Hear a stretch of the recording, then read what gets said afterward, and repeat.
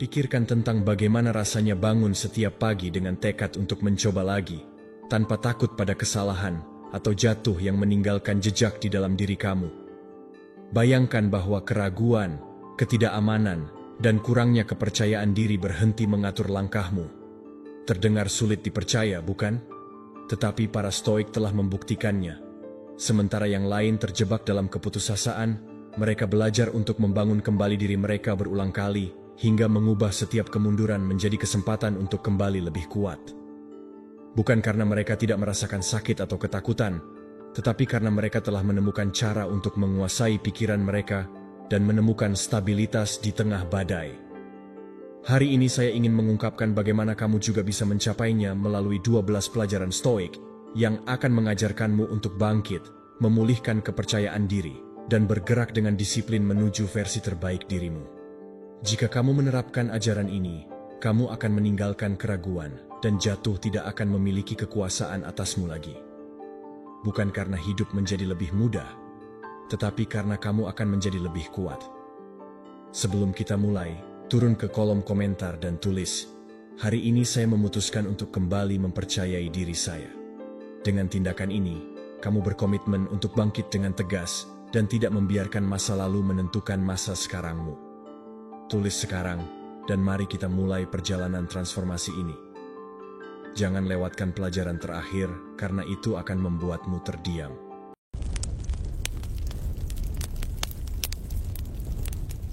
Pelajaran 1. Kenali nilai dirimu sendiri. Berapa lama lagi kamu akan terus meragukan dirimu karena apa yang tidak dilihat orang lain? Seberapa lama kamu akan menunda nilai dirimu karena kurangnya pengakuan dari luar? Seberapa sering kamu akan melihat keluar, menunggu validasi yang hanya bisa diberikan dari dalam? Kepercayaan diri tidak dibangun dari tepuk tangan, tetapi dari pengetahuan diri, dari ruang intim di mana kamu mulai menemukan siapa dirimu. Di luar kesalahan, keberhasilan, atau labelmu, tidak ada yang bisa memberimu harga diri yang kokoh jika kamu tidak mau melihat dirimu dengan jujur. Dan bukan untuk menghakimi, tetapi untuk memahami. Untuk mengakui semua yang telah kamu lalui, semua yang telah kamu atasi, semua yang telah kamu pelajari dengan jatuh dan bangkit. Marcus Aurelius memahaminya ketika dia menulis bahwa kita harus melihat ke dalam, karena di sana terletak sumber kebaikan. Bukan di luar, bukan dalam pandangan orang lain, bukan dalam persetujuan mereka yang mengubah pendapat sesuai suasana hati atau ketidakamanan mereka sendiri. Ada kekuatan yang lahir ketika kamu menyadari kelebihan dan bakatmu, ketika kamu berhenti menyembunyikannya agar tidak mengganggu, ketika kamu menggunakannya dengan tujuan, bukan dengan ketakutan, ketika kamu mengerti bahwa menghargai apa yang kamu mampu lakukan bukanlah kesombongan, tetapi rasa hormat terhadap dirimu sendiri. Tetapi untuk mencapai titik itu, kamu harus berhenti mendefinisikan dirimu berdasarkan apa yang kamu lakukan salah. Berdasarkan kesalahan yang tidak bisa dilupakan orang lain, berdasarkan versi dirimu yang sudah tidak ada. Kesalahanmu tidak membatalkan nilai dirimu, luka-lukamu tidak menghilangkan kemampuanmu, jatuhmu tidak menjadikanmu tidak layak. Itu hanya berarti kamu masih hidup, bahwa kamu dalam proses, bahwa kamu sedang belajar. Epictetus mengajarkan bahwa yang penting bukanlah apa yang terjadi padamu, tetapi bagaimana kamu memilih untuk meresponsnya. Dan bagian dari pilihan itu adalah mengingat setiap hari bahwa kamu tidak perlu terus menjadi tahanan dari jatuhmu. Martabat tidak hilang karena melakukan kesalahan. Itu hilang ketika kamu memutuskan untuk hidup dalam rasa bersalah, dalam rasa malu, dalam ide bahwa kamu tidak layak lebih. Dan itu tidak benar. Kamu layak mendapatkan rasa hormat, tetapi pertama-tama kamu harus memberikannya kepada dirimu sendiri. Saya layak didengarkan. Saya layak diperlakukan dengan martabat. Saya layak menempati tempat yang saya bangun dengan usaha saya, bukan yang ditugaskan orang lain demi kenyamanan mereka. Mengakui nilaimu bukanlah menolak untuk memperbaiki diri, tetapi memilih untuk tumbuh dari kebenaran dan bukan dari penghinaan. Ada orang yang merasa tidak nyaman ketika kamu melihat dirimu dengan jelas, karena mereka lebih menyukaimu ketika kamu ragu, ketika kamu meminta izin untuk ada, ketika kamu menerima remah-remah karena kamu tidak tahu apa yang kamu layak. Tetapi sekarang kamu tahu.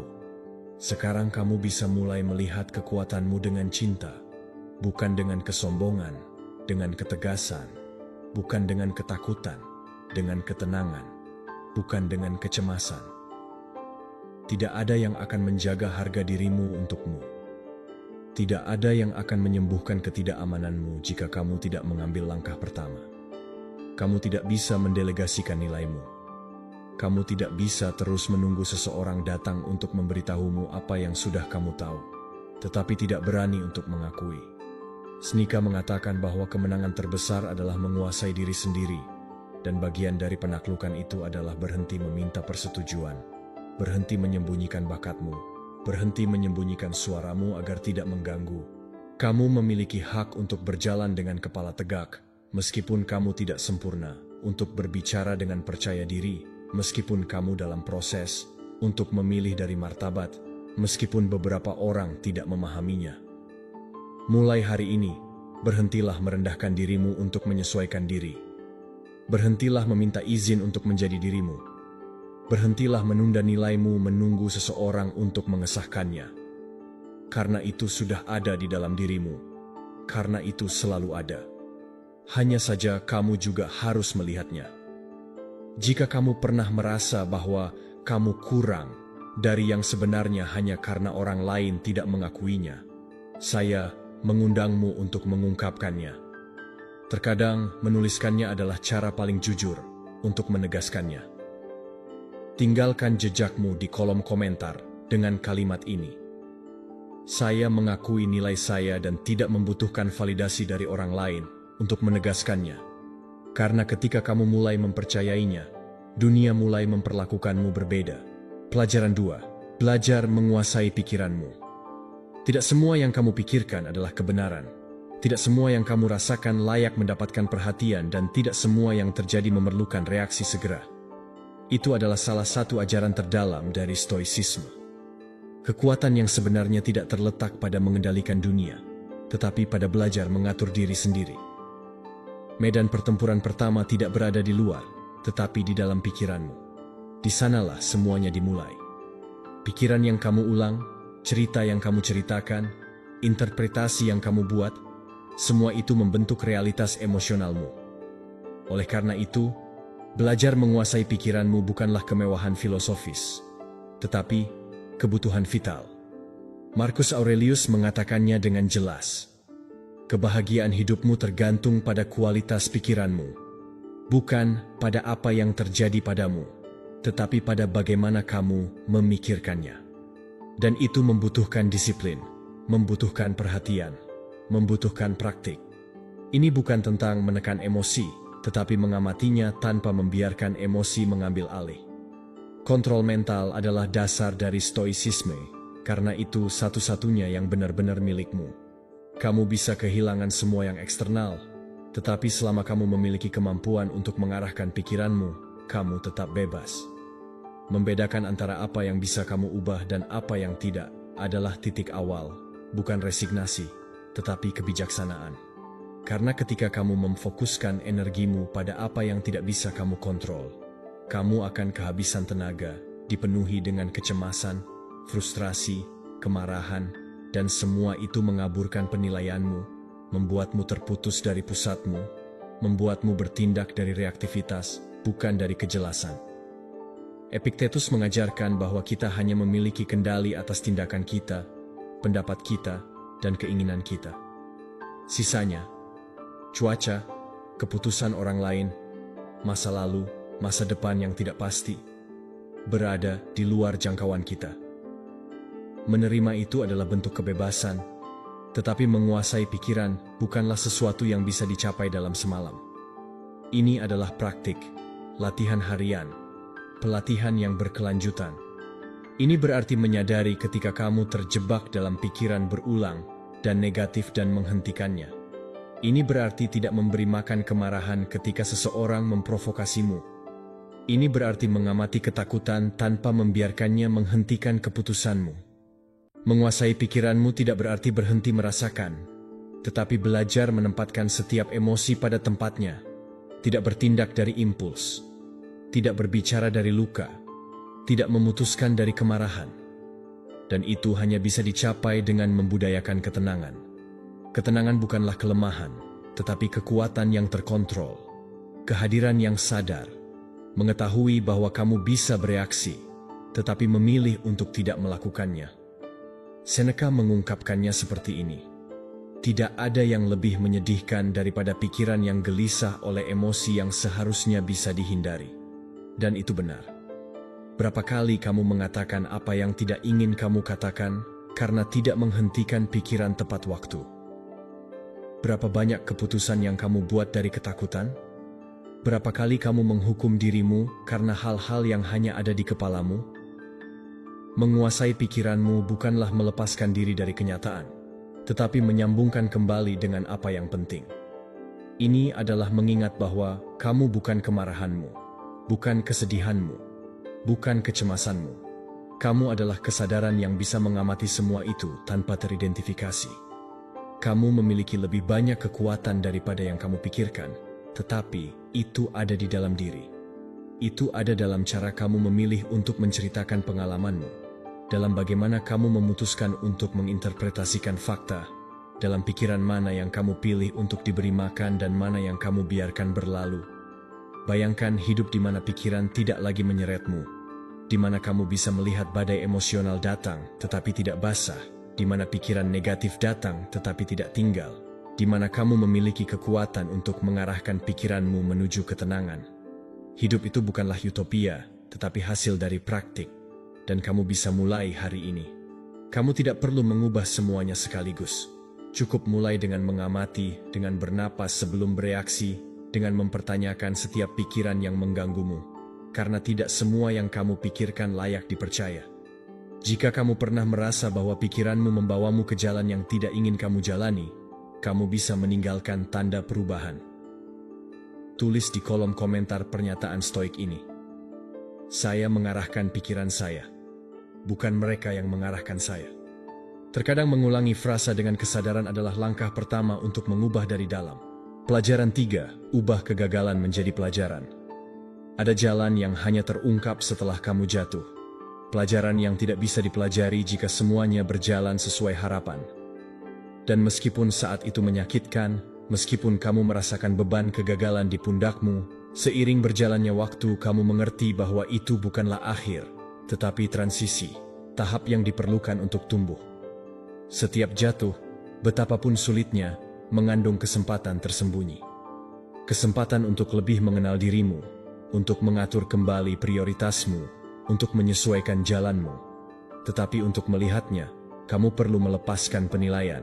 Karena jika kamu hanya fokus pada apa yang salah, pada apa yang tidak kamu capai, pada apa yang hilang, kamu akan terjebak dalam rasa bersalah dan tidak akan maju. Marcus Aurelius mengetahuinya.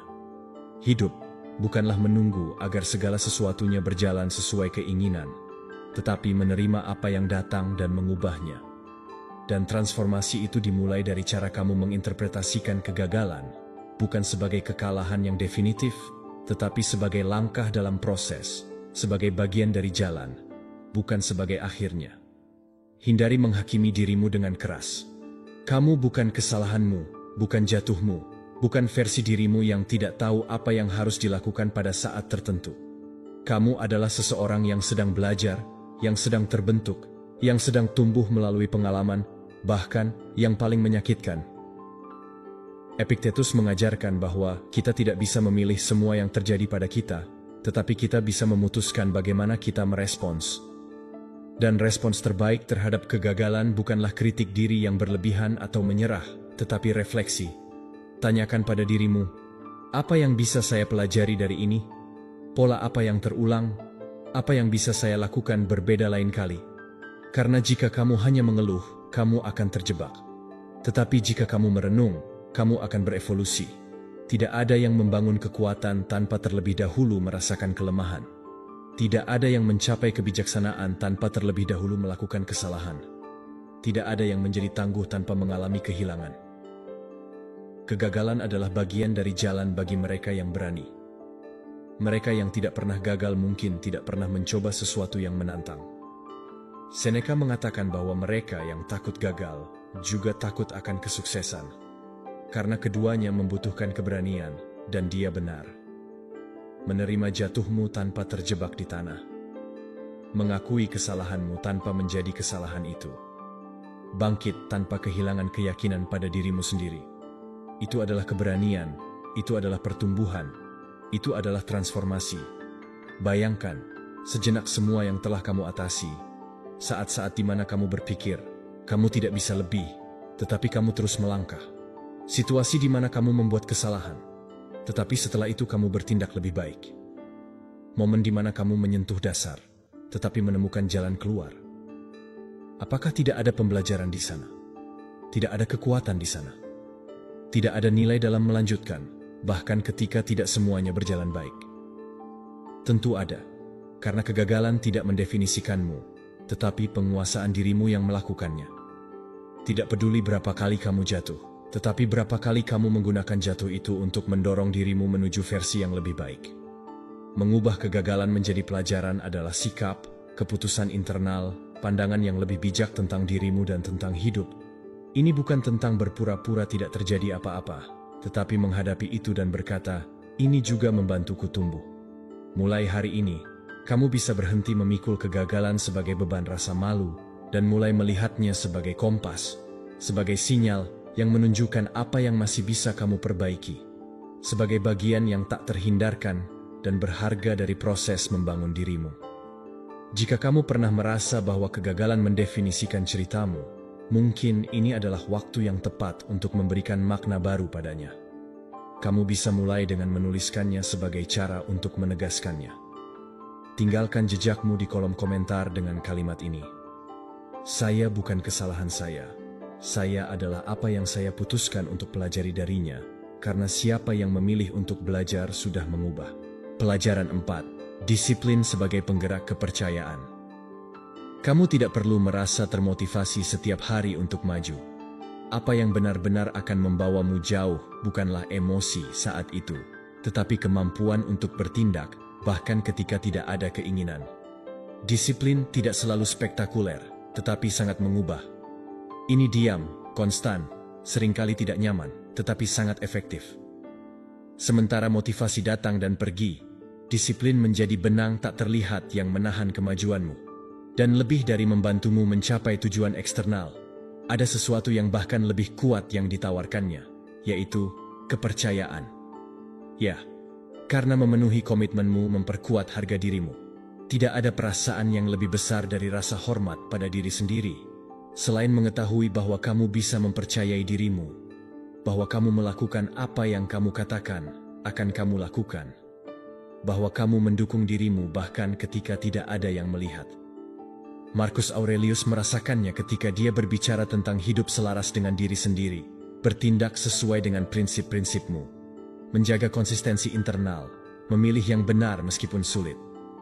Konsistensi itu membangun fondasi yang kokoh, mengembalikan kekuatanmu, menunjukkan setiap hari bahwa kamu tidak perlu bergantung pada suasana hati untuk maju. Ketekunan memberikan hasil lebih dari motivasi sementara. Dan itu bukan hanya kalimat yang indah. Itu adalah kebenaran praktis. Ketika kamu tetap di jalur, bahkan dengan langkah kecil, kamu menciptakan momentum, mendapatkan kejelasan, memperkuat dirimu, karena setiap kebiasaan yang dipenuhi adalah suara untuk pertumbuhanmu. Kamu tidak perlu melakukan hal-hal yang luar biasa. Cukup tetap teguh pada hal-hal dasar, tidur dengan baik, makan dengan sadar, belajar sedikit setiap hari, merapikan ruangmu, memiliki rutinitas. Kebiasaan kecil harian yang dipertahankan dalam waktu menghasilkan efek kumulatif, dan tanpa kamu sadari, persepsimu tentang dirimu berubah. Kamu berhenti melihat dirimu sebagai seseorang yang selalu meninggalkan hal-hal setengah jadi, dan mulai mengakui dirimu sebagai seseorang yang dapat diandalkan. Seseorang yang terstruktur, seseorang yang memiliki arah. Epictetus mengatakan bahwa kita tidak boleh menginginkan agar segalanya mudah, tetapi menginginkan kekuatan untuk menghadapinya. Dan kekuatan itu tidak muncul begitu saja. Itu dibudidayakan, dilatih, dibangun dengan tindakan yang berulang, dengan kebiasaan sederhana, dengan pilihan yang sadar. Keteraturan internal tercermin dalam kepercayaan eksternal. Ketika kamu memiliki kejelasan di harimu, pikiranmu tenang. Ketika kamu tahu bahwa kamu memenuhi apa yang menjadi tanggung jawabmu, kamu tidak perlu membandingkan dirimu dengan orang lain. Kamu tidak mencari validasi eksternal. Kamu tidak meragukan jalanmu sebanyak itu karena kamu sedang menjalani, karena kamu melakukan bagiannya. Disiplin bukanlah hukuman, tetapi bentuk perawatan diri. Ini adalah mengatakan pada dirimu sendiri bahwa kamu layak untuk maju, bahwa kamu layak untuk teratur, bahwa kamu layak hidup yang selaras dengan nilai-nilaimu. Ketika kamu memahami ini, kamu berhenti melihatnya sebagai beban. Itu mulai menjadi pilihan, tindakan penghormatan pribadi, komitmen dengan dirimu sendiri. Tidak ada yang membangun kepercayaan dalam semalam, tetapi setiap kali kamu memenuhi apa yang kamu katakan, meskipun itu hal kecil, kamu menunjukkan pada dirimu bahwa kamu bisa, bahwa kamu memiliki apa yang dibutuhkan, bahwa kamu sedang mengendalikan, dan perasaan itu seiring waktu berubah menjadi keamanan, kekuatan, arah. Bayangkan, bangun setiap hari mengetahui bahwa kamu sudah mulai menang sejak tindakan pertamamu, bahwa kamu tidak perlu menunggu untuk merasa terinspirasi untuk bergerak, bahwa kebiasaanmu sudah ada di sana bertindak sebagai sekutu. Itu adalah apa yang dilakukan disiplin. Itu membebaskanmu dari ketergantungan pada suasana hati, membebaskanmu dari kekacauan, memberimu struktur internal, dan itu terlihat dari luar. Itu adalah kehadiran. Itu adalah kejelasan. Itu adalah kekuatan. Hari ini kamu bisa mulai tidak dengan perubahan besar, tetapi dengan sesuatu yang sederhana. Satu kebiasaan, satu janji, satu tindakan yang diulang, dan dari sana biarkan disiplin melakukan pekerjaannya. Jika kamu pernah membuktikan bagaimana kepercayaan dirimu tumbuh ketika kamu memenuhi apa yang kamu tetapkan, bagikan. Tulis di kolom komentar kalimat ini. Ketika saya memenuhi diri saya, kepercayaan saya diperkuat. Terkadang menuliskannya adalah cara pertama untuk menegaskannya. Pelajaran 5. Jadilah pemilik emosimu. Ada emosi yang datang seperti badai yang intens, tiba-tiba, sulit untuk diabaikan, tetapi yang penting bukanlah bahwa mereka muncul, tetapi apa yang kamu lakukan dengan mereka. Ini bukan tentang berpura-pura bahwa kamu tidak merasakannya atau menyerah pada setiap dorongan. Ini tentang belajar untuk bertahan di tengah gelombang, untuk merasakan tanpa meledak, untuk melihat ke dalam tanpa kehilangan keseimbangan. Emosi adalah bagian dari pengalaman manusia. Mereka bukan musuhmu, tetapi juga bukan bosmu. Kamu bisa mendengarnya, tetapi tidak harus mematuhi mereka secara buta. Kamu bisa mengenali mereka tanpa perlu bertindak di bawah perintah mereka. Karena jika kamu tidak belajar untuk mengamati apa yang kamu rasakan tanpa bereaksi segera, kamu akan hidup dalam kendali keadaan emosionalmu, dan itu berarti menyerahkan kekuasaan. Epictetus mengajarkan bahwa hal-hal eksternal tidak mengganggu kita, tetapi pendapat yang kita miliki tentang mereka. Dan interpretasi itu, pembacaan itu seringkali berasal dari emosi yang belum diproses. Oleh karena itu, menjadi pemilik emosimu adalah tindakan tanggung jawab terhadap dirimu sendiri. Ini bukan tentang menekannya atau mengingkarinya. Itu hanya menciptakan ketegangan, frustrasi, ketidakdisconnected. Tetapi juga bukan tentang menjadikan dirimu budak dari setiap reaksi, untuk membenarkan kata-kata yang menyakitkan dengan frasa seperti, "Saya sedang marah," atau "Saya tidak bisa mengontrol diri." Kontrol emosional yang sebenarnya bukanlah penekanan, tetapi kesadaran. Itu adalah kehadiran. Itu adalah jeda. Itu adalah memberi dirimu ruang untuk merasakan dan kemudian memilih. Seneca mengatakan bahwa kemarahan melemahkan orang bijak, dan dia benar, karena kemarahan bukan hanya ledakan, tetapi juga kehilangan kejelasan, distorsi penilaian, pintu terbuka untuk penyesalan. Oleh karena itu, ketenangan selalu merupakan respons terbaik terhadap kesulitan, bukan karena kamu mengabaikan apa yang terjadi, tetapi karena kamu memilih untuk bertindak dengan perspektif. Dan itu adalah kekuatan. Kita hidup di dunia yang mendorong kita untuk bereaksi, untuk merespons dengan cepat, untuk membela diri, untuk membalas apa yang dilemparkan kepada kita. Tetapi stoicisme mengajarkan hal lain, bahwa penguasaan diri lebih kuat daripada dorongan eksternal manapun. Menjadi pemilik emosimu berarti mengakui bahwa kamu memutuskan bagaimana merespons, bahwa kamu bukan boneka dari perasaanmu, bahwa kamu bisa merasakan ketakutan tanpa menyerah, bahwa kamu bisa merasakan kesedihan tanpa kehilangan harapan, bahwa kamu bisa merasakan kemarahan tanpa menjadi orang yang marah. Itu tidak mudah. Itu membutuhkan praktik, membutuhkan pelatihan mental, membutuhkan keberanian. Tetapi itu mungkin dan sangat membebaskan karena mengembalikan kontrol, bukan atas dunia, tetapi atas dirimu sendiri. Bayangkan bisa melewati konflik tanpa kehilangan ketenangan, menerima kritik tanpa merasa bahwa nilaimu dipertaruhkan, menghadapi kehilangan tanpa pusatmu runtuh. Itu adalah ketenangan, itu adalah kekuatan batin, itu adalah kebijaksanaan emosional. Dan itu dimulai dengan berhenti, dengan mengamati, dengan memberi dirimu beberapa detik sebelum berbicara, sebelum bertindak, sebelum memutuskan. Detik-detik itu lebih kuat daripada yang kamu pikirkan. Mereka bisa mencegah luka, bisa mengubah arah percakapan, bisa menghemat hari-hari penyesalan. Kamu tidak perlu sempurna, hanya lebih hadir, lebih waspada, lebih sadar bahwa setiap emosi membawa pesan, tetapi bukan perintah. Mulai hari ini, kamu bisa melatih dirimu, bukan untuk berhenti merasakan, tetapi untuk berhenti hidup dikuasai oleh apa yang kamu rasakan. Karena siapapun yang tidak menguasai emosinya akan dikuasai olehnya. Dan siapapun yang belajar menjadi pemilik dunia internalnya menjadi lebih bebas di dunia eksternal. Jika kamu pernah berhasil tetap tenang ketika segalanya mengundangmu untuk meledak, itu sudah menjadi kemenangan. Tulis. Menegaskannya memperkuat jalanmu. Kamu bisa meninggalkannya di kolom komentar dengan kalimat ini. Saya merasakan, saya bernapas, saya memilih, saya pemilik emosiku.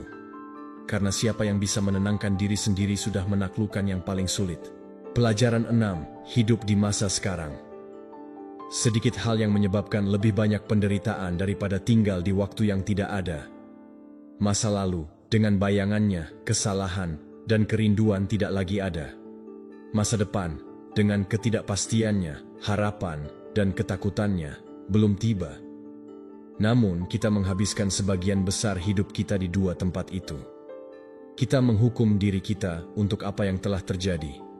Kita khawatir tentang apa yang bisa terjadi, dan melupakan satu-satunya yang nyata. Saat ini, di mana kamu bernapas, tempat ini di mana kamu berada, detik ini di mana kamu bisa memutuskan, bertindak, atau sekadar ada. Kecemasan tidak lahir dari saat ini, tetapi dari mengantisipasi apa yang mungkin salah, dari membayangkan skenario yang belum terjadi, dari mencoba mengendalikan apa yang tidak dapat dikendalikan, dan upaya konstan untuk memiliki kepastian itu memisahkan kamu dari ketenangan, mengeluarkanmu dari pusatmu, mencuri kejelasan. Masa lalu tidak ada lagi dan masa depan belum tiba. Yang kamu miliki hanyalah sekarang. Dan meskipun terdengar sederhana, menjalani sepenuhnya membutuhkan praktik, membutuhkan perhatian, membutuhkan kemauan. Marcus Aurelius memahaminya ketika dia menulis, "Jangan biarkan masa depan mengganggumu, karena kamu akan tiba di sana dengan alasan yang sama, yang sekarang kamu gunakan untuk menghadapi saat ini." Ini adalah panggilan untuk kembali, untuk keluar dari kebisingan mental, untuk menemukan kembali dengan yang langsung. Karena di dalamnya sekarang tidak ada rasa bersalah, tidak ada kecemasan, tidak ada cerita yang diciptakan. Hanya ada kehadiran, hanya ada tindakan, hanya ada realitas. Hidup di masa sekarang tidak berarti melupakan sejarahmu atau mengabaikan tujuanmu. Itu berarti tidak terjebak dalam apa yang tidak bisa kamu ubah, dan tidak kehilangan diri dalam apa yang belum terjadi. Itu berarti mengamati pikiranmu, tanpa membiarkannya menyeretmu, mengenali emosimu, tanpa membiarkan mereka menentukan keadaanmu. Orang Stoik menemukan kekuatan dalam yang langsung, karena mereka tahu bahwa di sana terletak kekuatan mereka. Tidak di apa yang sudah berlalu atau apa yang bisa terjadi. Hanya di apa yang kamu pilih sekarang, dalam apa yang kamu katakan, dalam apa yang kamu lakukan, dalam bagaimana kamu bernapas. Setiap momen yang hidup dengan kesadaran adalah tindakan kebebasan, adalah pernyataan kekuatan pribadi, adalah pesan kepada ketakutan. Saya tidak punya waktu untukmu. saya di sini hidup.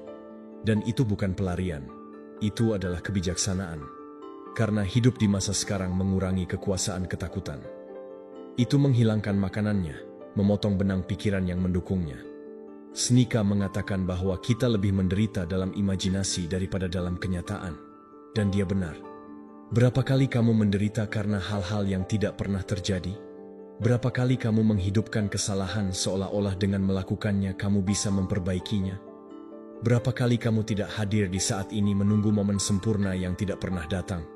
Tetapi kamu selalu memiliki pilihan untuk kembali, untuk bernapas, untuk melihat apa yang ada di depanmu, untuk menemukan keindahan dalam kesederhanaan, untuk mendengarkan dengan perhatian, untuk bertindak tanpa terburu-buru.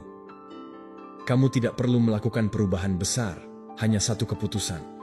Untuk ada, untuk lebih hadir, untuk lebih sadar, untuk lebih terhubung dengan apa yang terjadi sekarang juga. Karena disinilah kehidupan terjadi. Disinilah kamu bisa mengubah sesuatu, di mana kamu bisa tumbuh, di mana kamu bisa mencintai, di mana kamu bisa beristirahat. Hidup di masa sekarang tidak menghilangkan ambisi atau kedalaman. Sebaliknya, itu memberi fokus, memberi arah, memungkinkanmu maju dengan lebih jelas, karena kamu tidak membawa masa lalu atau melarikan diri ke masa depan. Kamu hanya ada di sini, dan itu sudah cukup. Jika kamu pernah berhasil menenangkan pikiranmu dan merasakan kedamaian dari satu momen yang dijalani dengan perhatian, kamu tahu apa yang saya maksud. Dan jika kamu belum merasakannya, saat ini bisa menjadi awal. Kamu tidak perlu kesempurnaan, hanya niat, hanya kehadiran, hanya praktik. Kamu bisa mengingatnya sekarang dengan kalimat sederhana. Tulis di kolom komentar. Saat ini adalah perlindungan dan kekuatanku, karena setiap kali kamu memilih untuk berada di sekarang, kamu sedang mendapatkan kejelasan, kebebasan, dan kekuatan. Pelajaran 7, terima kerentananmu. Kamu tidak perlu kuat setiap saat. Kamu tidak diharuskan memiliki semua jawaban, menjaga sikap tenang, berpura-pura percaya diri ketika di dalam hanya ingin beristirahat. Ada martabat yang dalam-dalam mengakui bahwa kamu tidak bisa dengan semuanya, bahwa ada hari-hari yang menyakitkan, bahwa ada momen di mana kamu merasa kecil, lelah, berlebihan. Dan itu tidak membuatmu lemah, itu membuatmu manusia.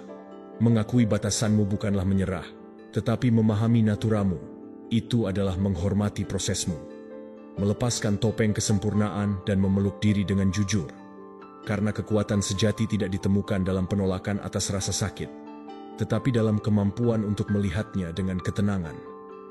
Epictetus mengajarkan dengan jelas, bukan apa yang terjadi pada kita yang menyakiti kita, tetapi pendapat kita tentangnya. Dan seringkali pendapat itu lahir dari tuntutan yang mustahil, dari penilaian internal yang tidak memberi ampun, dari ideal invulnerabilitas yang hanya memberi makan rasa bersalah.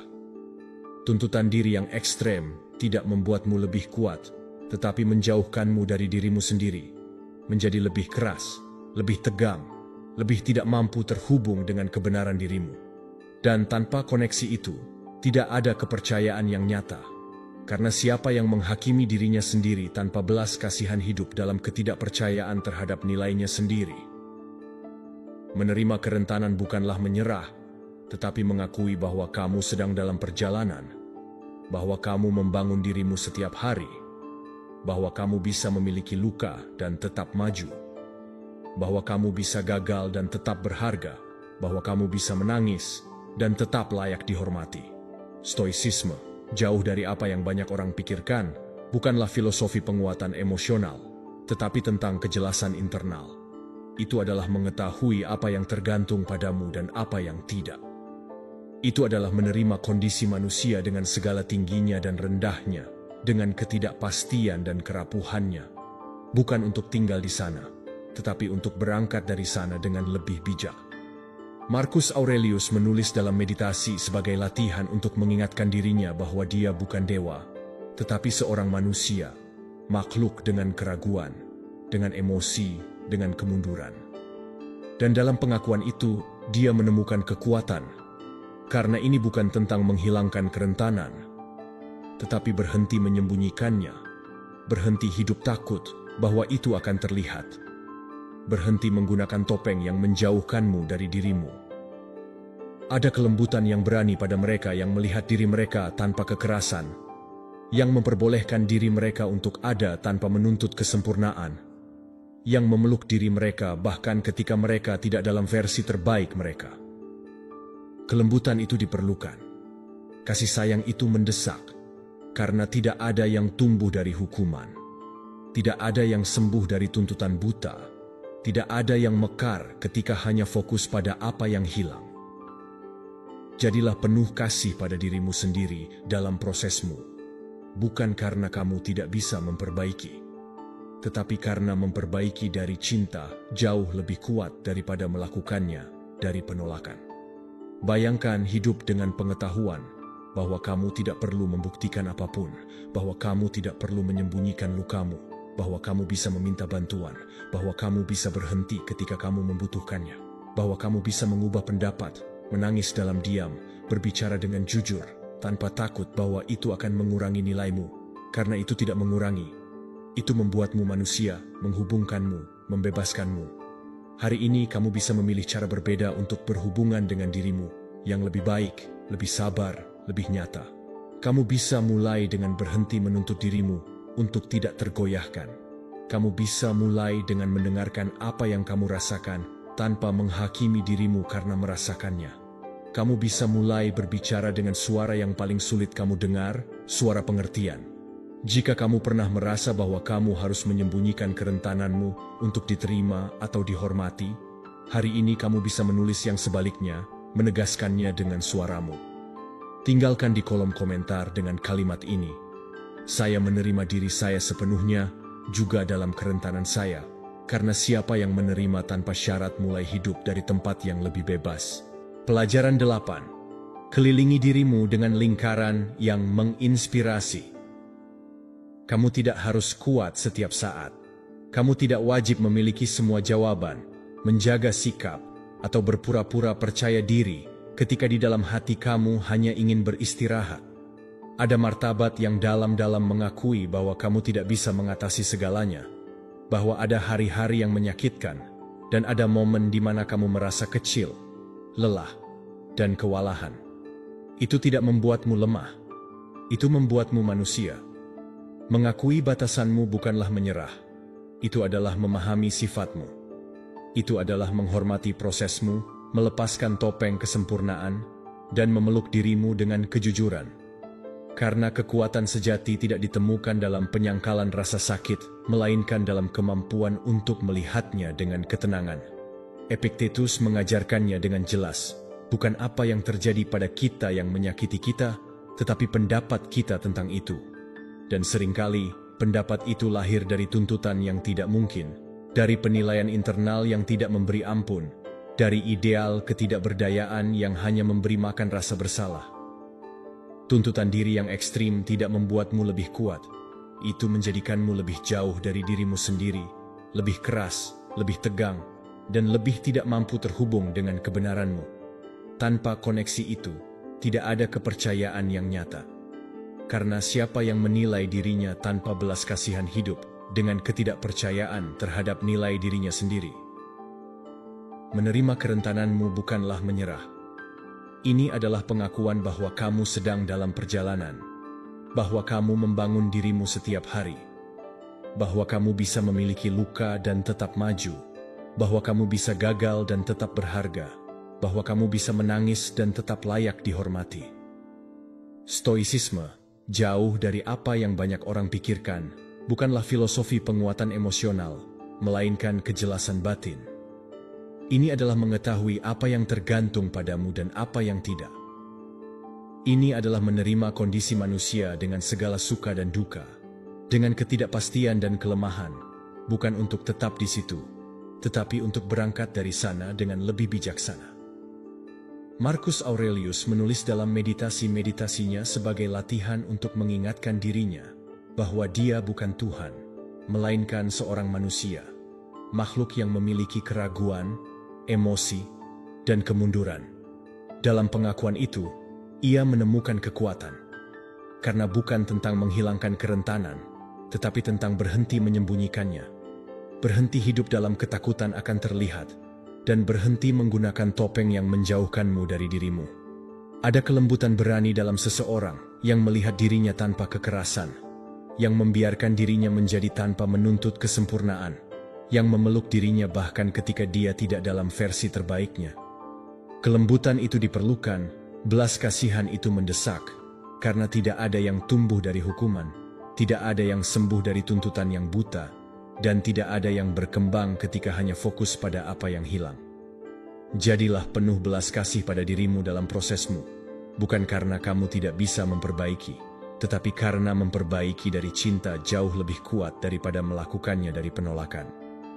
Bayangkan hidup dengan mengetahui bahwa kamu tidak perlu membuktikan apapun, bahwa kamu tidak perlu menyembunyikan lukamu, bahwa kamu bisa meminta bantuan, bahwa kamu bisa berhenti ketika kamu membutuhkannya, bahwa kamu bisa mengubah pikiran, menangis dalam diam, dan berbicara dengan kejujuran, tanpa takut bahwa itu akan mengurangi nilai dirimu, karena itu tidak menguranginya.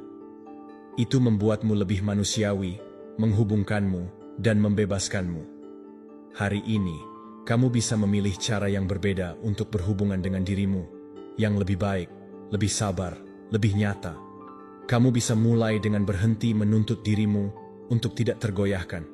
Kamu bisa mulai dengan mendengarkan apa yang kamu rasakan tanpa menghakimi dirimu karena merasakannya.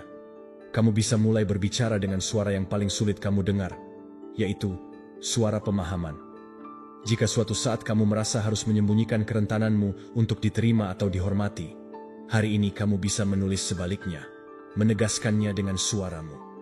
Tinggalkan di komentar dengan kalimat ini: saya menerima diri saya sepenuhnya, juga dalam kerentanan saya, karena siapa yang menerima tanpa syarat, mulai hidup dari tempat yang lebih bebas. Pelajaran 9. Temukan kekuatan dalam kesulitan. Tidak semua yang tampak seperti rintangan datang untuk menghancurkanmu.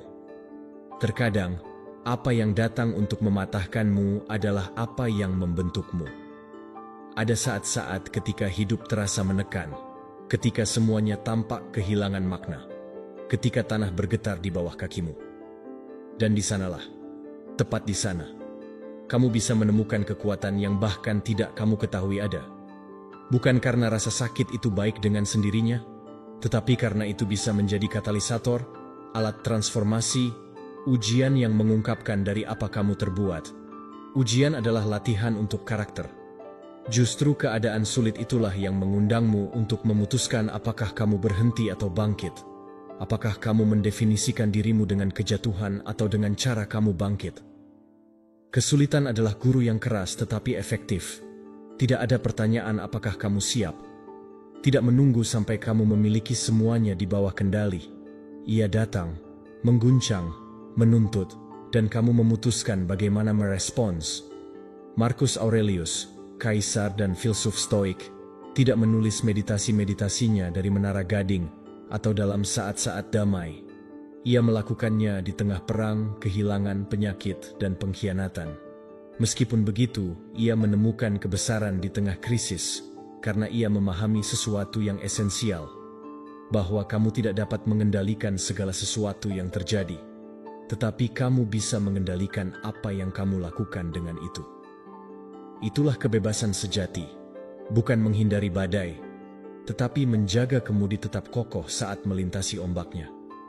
Ketika semuanya mudah untuk menunjukkan ketenangan. Namun, ketenangan sejati terbukti ketika kekacauan mengelilingimu. Disitulah karaktermu dipoles, disitulah nilai-nilaimu diuji, disitulah keyakinanmu hidup atau hancur. Jangan mencari hidup tanpa tantangan. Carilah dirimu di tengah tantangan, karena setiap kesulitan yang dihadapi dengan keteguhan memperkuat kepercayaan dirimu. Bukan hanya karena kamu berhasil, tetapi karena kamu belajar bahwa kamu bisa, bahwa kamu memiliki sumber daya internal, dan bahwa kamu lebih tangguh daripada yang kamu kira. Keyakinan itu tidak diberikan oleh pujian atau hasil eksternal. Itu diberikan oleh pengalaman langsung untuk bertahan, beradaptasi, dan tumbuh di tengah rasa sakit. Seneca mengatakan bahwa tidak ada angin yang menguntungkan bagi mereka yang tidak tahu pelabuhan mana yang dituju. Tetapi ketika kamu jelas tentang tujuanmu, Bahkan angin yang berlawanan bisa membantumu berlayar. Krisis adalah momen definisi. Mereka memaksamu untuk merenungkan kembali, melepaskan yang tidak perlu, terhubung kembali dengan yang esensial. Dan meskipun menyakitkan, seringkali apa yang menyakitkan juga membersihkan, membuatmu lebih sadar, lebih hadir, dan lebih selektif dengan energimu. Belajar melihat kesulitan sebagai peluang bukanlah menolaknya atau meromantisasi penderitaan, tetapi melihatnya secara langsung dan berkata, "Ini juga membentuk saya." Karena segala sesuatu yang kamu kagumi dalam diri orang lain, keteguhan, kedewasaan, kedamaian mereka, kemungkinan besar ditempa dalam api pertempuran internal. Ini bukan tentang hidup mencari kesulitan, tetapi tentang bersiap ketika mereka datang, tidak mudah patah, tidak kehilangan dirimu ketika segalanya tampak tidak pasti, mengingat bahwa di dalam dirimu ada kekuatan yang lebih tua daripada ketakutanmu. Kekuatan yang tidak berteriak, tetapi menopang, yang tidak selalu terlihat, tetapi bertindak dalam diam. Kekuatan itu tidak dibeli atau diwariskan, tetapi dilatih, dibangun, dan diaktifkan, terutama di masa-masa sulit. Pikirkan setiap kali kamu jatuh dan bangkit, dalam setiap situasi yang kamu kira tidak akan bisa kamu tahan, dan hari ini menjadi bagian dari cerita yang telah kamu atasi. Itulah ujian yang telah kamu lewati, medali tak terlihatmu, fondasi-fondasimu. Jika kamu sedang melalui momen yang sulit, jangan mendefinisikan dirimu berdasarkan itu. Lewati, tetapi jangan menetap. Rasakan, tetapi jangan terjebak. Belajarlah, tetapi jangan hanya bertahan hidup. Putuskan untuk berkembang. Hari ini, kamu bisa mengingat seberapa jauh kamu telah datang. Kamu bisa menggunakan saat ini sebagai titik balik. Kamu bisa menegaskan dengan jelas bahwa ceritamu tidak berakhir di sini. Kamu bisa menulisnya, meninggalkannya sebagai jejak, sebagai afirmasi. Jika kata-kata ini bergema dalam dirimu, tinggalkan komentar ini. Setiap kesulitan memperkuatku dari dalam. Terkadang menuliskannya adalah langkah pertama untuk mulai mempercayainya. Pelajaran 10. Latih rasa syukur. Setiap hari. Berhentilah sejenak, ambil napas dalam-dalam, lihat di sekelilingmu. Pikirkan tentang apa yang bisa kamu lihat, rasakan, lakukan, dan hidupi hari ini. Sekarang ajukan pertanyaan ini. Berapa banyak hal berharga yang kamu abaikan setiap hari karena kamu terlalu fokus pada apa yang kurang? Pikiran manusia cenderung memperhatikan kekurangan, kesalahan, dan apa yang tidak berjalan seperti yang diharapkan. Itu adalah reaksi naluriah, hampir otomatis. Tetapi bukan karena itu kamu harus menerimanya sebagai yang definitif. Ada praktik sederhana, kuat, dan transformatif yang dapat membantumu mengubah inersia itu. Rasa syukur. Menerapkan rasa syukur setiap hari bukanlah tindakan dangkal atau klise emosional. Itu adalah cara untuk melatih kembali pandanganmu, untuk memfokuskan perhatianmu pada apa yang memang ada, untuk secara sadar memilih untuk menghargai daripada mengeluh. Menghargai mengubah fokusmu ke hal positif. Itu tidak berarti mengabaikan masalah atau berpura-pura bahwa semuanya baik-baik saja. Itu berarti mengakui bahwa bahkan di tengah kekacauan, ada sesuatu untuk disyukuri. Sebuah pelajaran, sebuah percakapan, sebuah kesempatan, hari baru. Ketika kamu melatih pikiranmu untuk mencari apa yang kamu miliki, alih-alih terjebak dalam apa yang kamu kurang, kamu mulai hidup dengan lebih ringan, lebih damai, dan lebih jelas. Rasa syukur menghubungkanmu dengan yang nyata, bukan dengan ilusi kesempurnaan. Itu membawamu kembali ke saat ini, membuatmu sadar akan sumber daya, kemajuan, orang-orang di sekelilingmu, dan tindakan kecil yang jika kamu lihat dengan perhatian adalah hal yang besar. Kenali pencapaianmu, meskipun kecil. Kamu tidak perlu mengubah dunia untuk merasa bangga. Terkadang bangkit ketika kamu tidak memiliki kekuatan sudah merupakan pencapaian. Terkadang mendengarkan dengan seksama, berkata maaf, memaafkan, melepaskan keluhan, dan menjaga ketenangan juga dihitung dan layak disyukuri. Karena rasa syukur tidak pasif, itu aktif. Itu adalah pengakuan terhadap yang berharga, dan dari sana menghasilkan lebih banyak nilai. Melihat sejarahmu dengan lensa lain tidak menghapus luka, tetapi juga menyoroti pelajaran. Yang tidak menyembunyikan usaha, tetapi merayakan setiap langkah. Salah satu manfaat terdalam dari rasa syukur adalah bahwa itu menghilangkan perbandingan yang merugikan. Ketika kamu menghargai apa yang kamu miliki, kamu berhenti melihat dengan iri apa yang dimiliki orang lain. Bukan karena kamu berhenti menginginkan hal-hal baik, tetapi karena kamu tidak lagi menginginkannya dari kekurangan, melainkan dari kelimpahan batin. Kamu menyadari bahwa yang esensial sudah bersamamu, bahwa tidak semuanya diukur dalam angka, dalam objek, atau dalam tujuan yang tercapai, bahwa ada kekayaan yang tidak terlihat, tetapi terasa. Rasa syukur mengingatkanmu pada apa yang kamu miliki, dan itu menciptakan dasar emosional yang kuat dari mana untuk bertindak. Ini bukan tentang kepuasan, tetapi tentang kehadiran. Ini bukan tentang menghindari kemajuan, tetapi tentang tidak melupakan apa yang telah dicapai.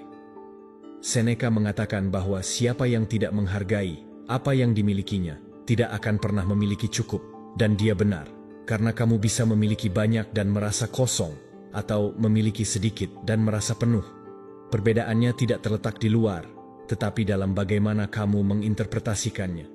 Kamu bisa mulai hari ini. Kamu tidak perlu ritual yang rumit. Cukup luangkan beberapa menit untuk menuliskan 3 hal yang kamu syukuri. Saat bangun, sebelum tidur, atau selama jeda di hari. Lakukan meskipun kamu tidak mau, terutama ketika kamu tidak mau, karena di saat-saat itulah kamu paling membutuhkannya. Dan kamu akan melihat bagaimana sedikit demi sedikit pikiranmu mulai diprogram ulang. Fokus pada apa yang memberi nutrisi, mendeteksi keindahan di tempat yang sebelumnya ada ketidakpedulian, dan melihat berkah di tempat yang sebelumnya hanya kamu lihat sebagai kekurangan. Rasa syukur setiap hari tidak menyelesaikan semua masalah, tetapi mengubah cara kamu menghadapinya. Itu membuatmu lebih tangguh, lebih baik, lebih sabar, dan juga lebih dermawan. Karena ketika kamu merasa memiliki, lebih mudah untuk berbagi, dan itu menciptakan siklus kelimpahan yang tidak tergantung pada hal-hal material, tetapi pada sikap. Hari ini, kamu bisa melakukan perubahan itu. Kamu bisa mulai dengan 1 kalimat. Sebuah afirmasi sederhana, tetapi kuat. Tulis di komentar sebagai pengingat, sebagai komitmen, sebagai latihan kesadaran. Saya memilih untuk bersyukur setiap hari, bahkan untuk yang terkecil, karena siapa yang bersyukur mengubah, dan siapa yang mengubah pandangannya, mengubah hidupnya. Pelajaran 11. Pertahankan konsistensi antara apa yang kamu pikirkan dan lakukan. Ingatlah, berapa kali kamu mengatakan bahwa kamu akan melakukan sesuatu dan tidak melakukannya. Berapa kali kamu membela sebuah nilai dengan kata-kata, tetapi mengkhianatinya dalam tindakan? Ini bukan tentang menghakimi dirimu dengan keras, tetapi tentang mengamati dirimu dengan jujur. Karena mempertahankan konsistensi antara apa yang kamu pikirkan dan apa yang kamu lakukan, bukanlah ideal yang jauh, tetapi disiplin sehari-hari dan bukan untuk orang lain, tetapi untuk dirimu. Ketika kamu hidup dalam kontradiksi dengan dirimu sendiri, sesuatu akan rusak di dalam. Sebuah retakan yang, meskipun tidak terlihat dari luar, melemahkan kepercayaan dirimu. Kepercayaan tidak muncul secara kebetulan. Kepercayaan dibangun dengan integritas, bukan dengan kata-kata indah atau sikap yang tampak. Itu dibangun dengan tindakan yang selaras dengan apa yang kamu katakan kamu percayai. Itu diperkuat ketika janji-janji yang kamu buat tidak menjadi alasan. Ketika apa yang kamu pikirkan, apa yang kamu rasakan, apa yang kamu katakan, dan apa yang kamu lakukan berjalan dalam arah yang sama. Jangan berjanji pada apa yang tidak bisa kamu penuhi. Jangan berkomitmen dari semangat jika kamu tahu bahwa kamu tidak akan bertindak dengan disiplin. Jangan menipu dirimu dengan mengatakan bahwa besok akan berbeda jika kamu tidak mengubah hari ini. Karena setiap kali kamu mematahkan sebuah janji, kamu juga mematahkan sedikit dari dirimu. Dan meskipun orang lain tidak menyadarinya, kamu tahu. Kamu membawa disonansi itu. Kamu hidup dengan inkonsistensi itu. Dan itu merusak kepercayaan dirimu. Konsistensi menciptakan rasa hormat terhadap dirimu sendiri. Dan ketika kamu menghormati dirimu, orang lain juga menghormati. Karena kamu memproyeksikan keaslian, dan kamu tidak perlu meyakinkan siapapun.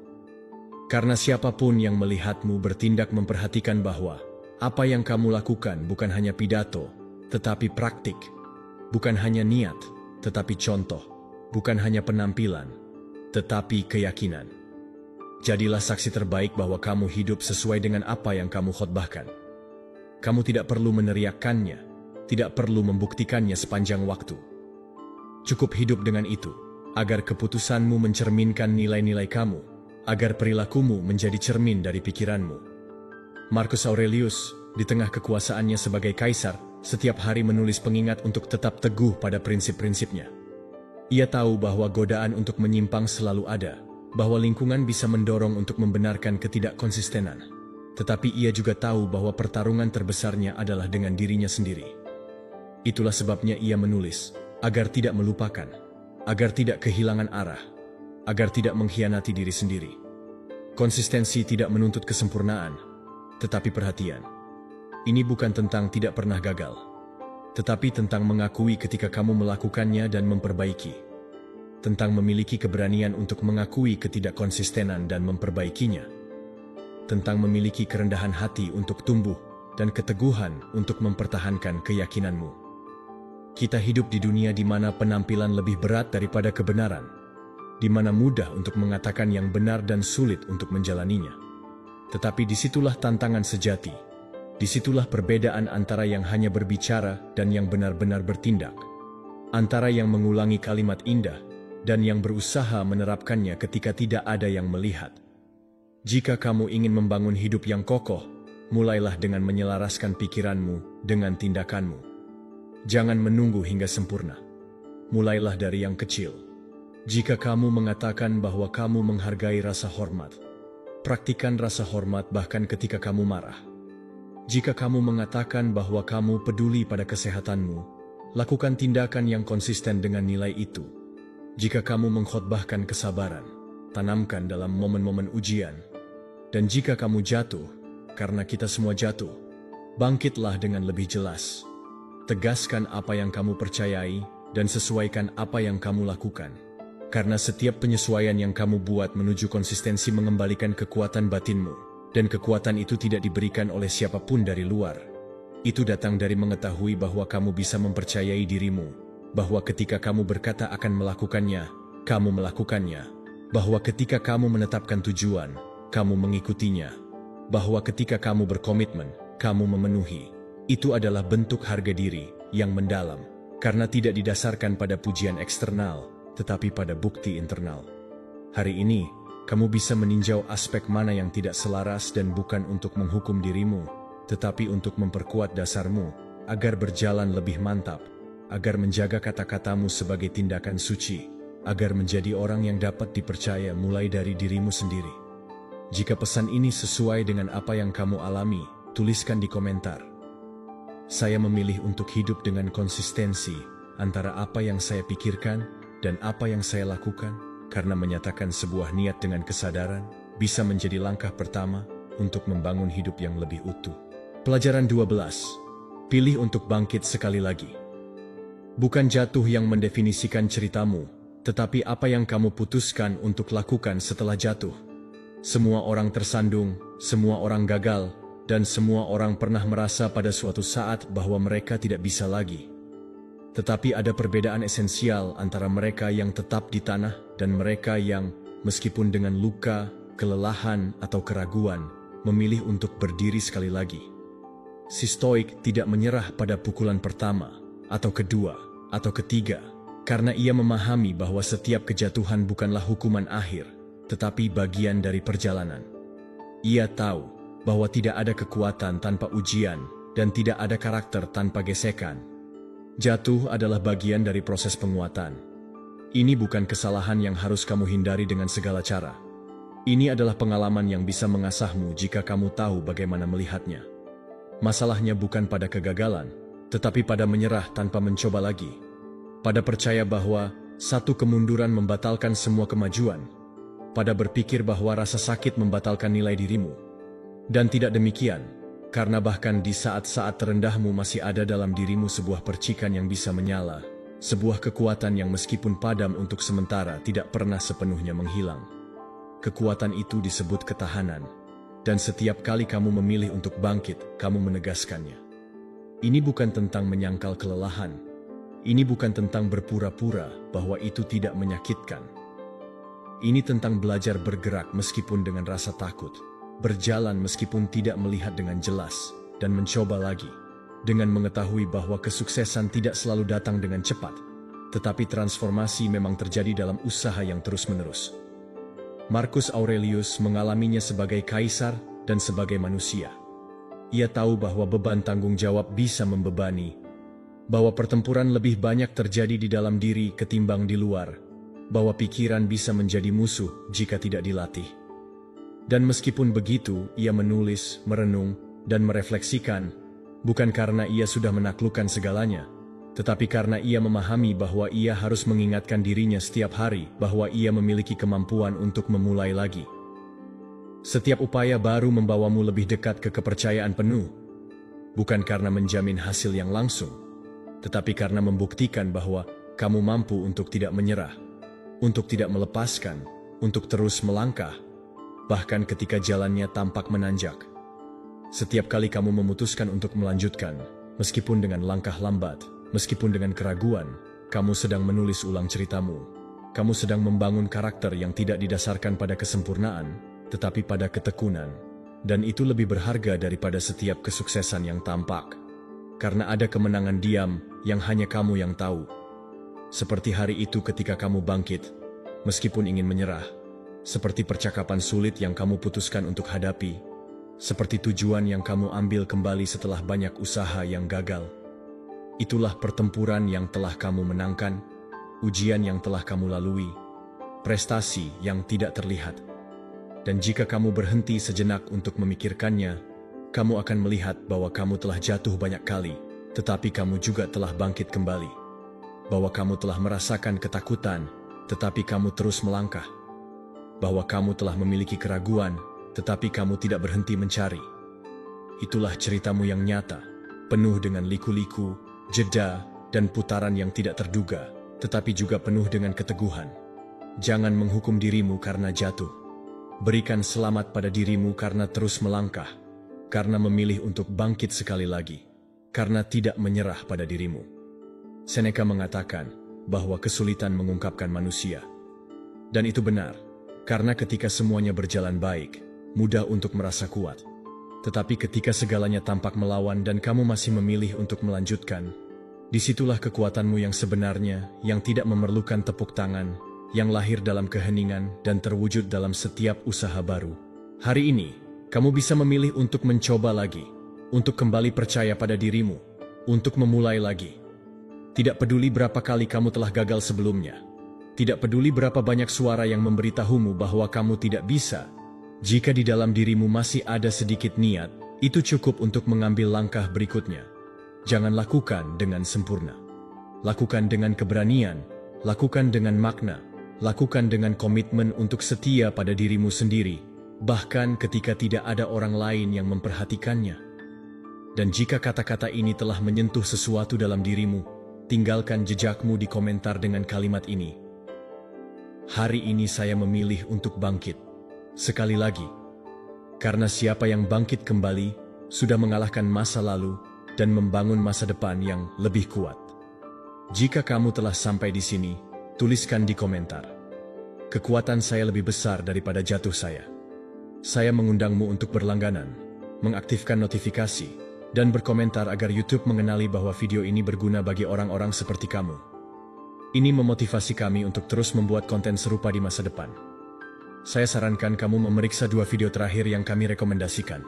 Saya sangat menghargai waktu dan dukunganmu. Sampai jumpa di petualangan kami berikutnya.